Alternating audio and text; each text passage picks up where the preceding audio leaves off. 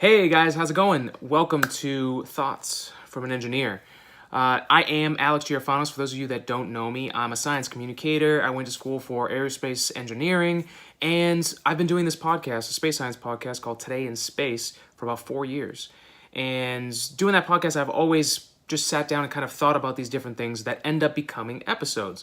So what this is this just that process, is me kind of going down a line of thought of what's possible. And this week, what kind of drove my line of thought was this interview that I listened to from Joe Rogan, Joe Rogan Experience podcast, and the person that got me into podcasting. I used to drive 3 hours a day to a job in Connecticut, and when the music got boring, I had podcasting to save my sanity. So Joe's podcast is amazing, and it's a very good place if you want to challenge your own thought and learn new things. It's a lot of fun, and the great interview that I heard recently with him was with Robert Schoch. And Robert Schoch's work extends from ancient Egypt. Their more recent work could be setting back the clock for how ancient Egypt really is, changing that timeline. And he's got some really good work on his website.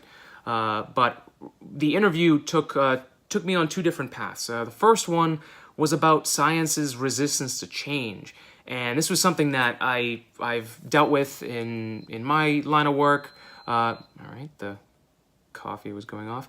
In my line of work with engineering, I've seen it in academia. I saw it in my own aerospace engineering degree when I was in school from 2008 to 2012. It's not the entire department. These are a few individuals that just were resistant to things like SpaceX, changing the way that rocketry is done. To them, it was all about flight-proven hardware, and but of course, it was so extreme that how do you get anything up there if nothing new is able to be flight tested? The restrictions and the time it took to do that, it was too long.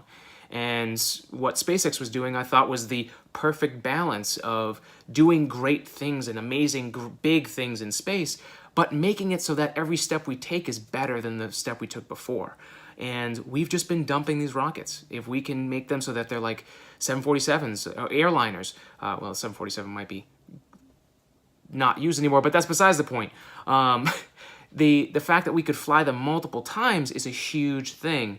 And I think the good thing is that the administration with NASA opened up the door for companies like SpaceX and Boeing and Blue Origin and all these different companies that are developing, so we can put the money into developing new technologies instead of having NASA do the whole pot. That's a very smart thing. NASA didn't resist change in that regard, and we're better for it. And a lot of Robert Schoch's stuff, I believe, is this game-changing stuff, and you can listen to that episode for homework for this episode if you guys are interested more in what he's talking about.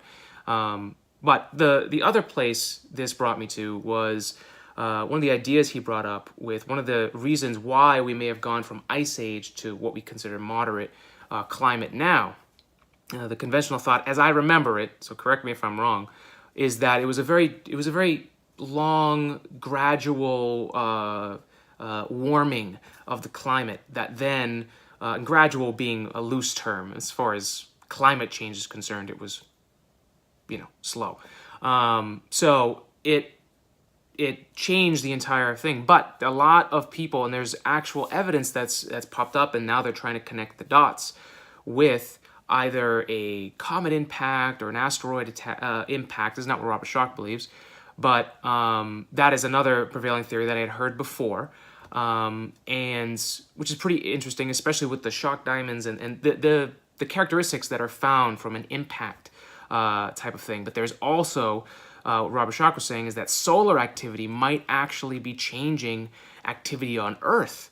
So let's say the sun is having a period of time where it's emitting a lot of plasma ejections and solar flares and things of that nature.